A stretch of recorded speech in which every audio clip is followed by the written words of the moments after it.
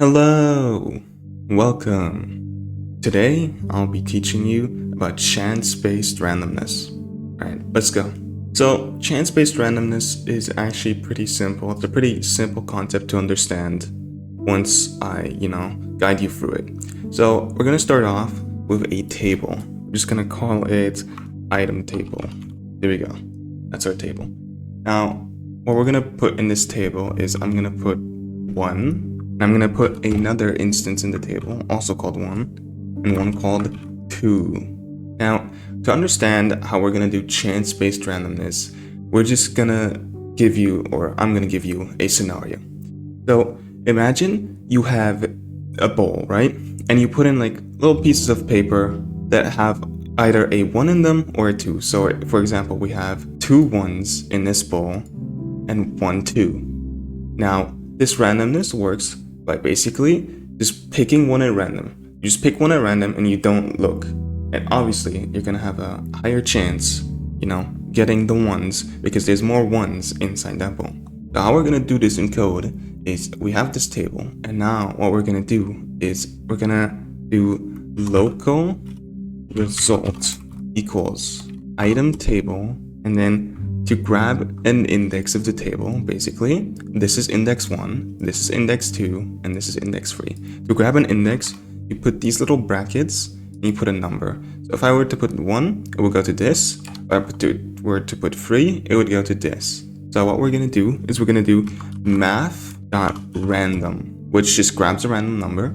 And the first letter stands for minimum. The second one, I don't know what it stands for, but it's just the maximum. So what we're gonna do is minimum is 1, and the maximum is hashtag item table. With hashtag, you just grab the length of something. So if you were to have a string, you would grab how many letters it would consist of. If it's a table, it's how many indexes it has. And then it just grabs a random 1. And then we're just gonna print result. And would you look at that? We got 1. Now, like I said, this is random. So if I were to run it again, we might get 1. We also might get 2. There we go. We got 2. Now, for an example, if I put in even more 1s here, and then we play, we're going to have a way higher chance of getting 1s. There we go. So this is how the randomness works. Now, actually putting this into a system that's easier to understand and easier to edit, I will show you how to do that now. All right, I've coded it up now. This might look a little complicated at first, but trust me, it's not. So we start off with a table called items. This right here, this line is associated to these here. You can just split it up like this. It's easier to read. And so we've got apple, which is 9. So we put it in 9 times. We got banana, which we put in 1 time. Now we have this thing here. It's called the randomness table. That's basically our bowl. That's where we're gonna put everything in. We have this function here called insert into table, and basically what we do is we go through every item that's in the items table using this line right here, and N standing for this and V standing for this right here, and we go through everything, and then per one of these lines, per one of indexes inside of the items table, we do a for loop, which basically just means this thing right here, this number, which is assigned to I, gets incremented by 1 up until V. V being 9 over here, if we do apple, since V right here stands for the second thing right here. And then we just insert N into the randomness table, which, if you remember, N right here was this right here, was apple. We do the same thing for banana, but we only do it once because, banana is 1. It gets incremented by 1, and then this value is the maximum, so it stops. Then, obviously, we have to call the function, so, it does this right here, what we just mentioned.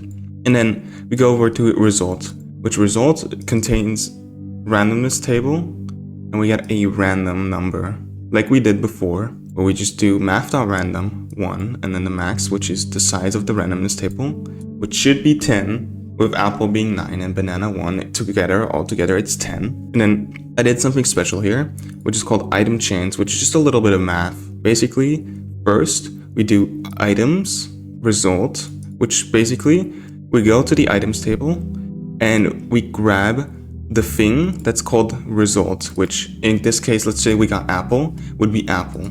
So this right here would be the same thing as saying apple, right? Or apple right here would be the same thing. And that just grabs, apple. So it would grab 9 divided by the length of the randomness table, which should be 10. So 9 divided by 10. And we do times 100 because that's just how chances work. And boom, we have our chance. And we just print that we got the result with a chance of, and then the chance. And if I run this, see, we got apple with a chance of 90%. Now, if I do, for example, let's just say apple has 10 and banana has 90.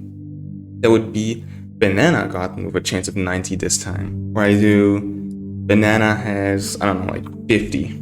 That would be that banana with a chance of 83.3333. And that's how you do it. If for some reason you didn't understand something, then I don't know what to tell you. I try to explain it as simple as possible.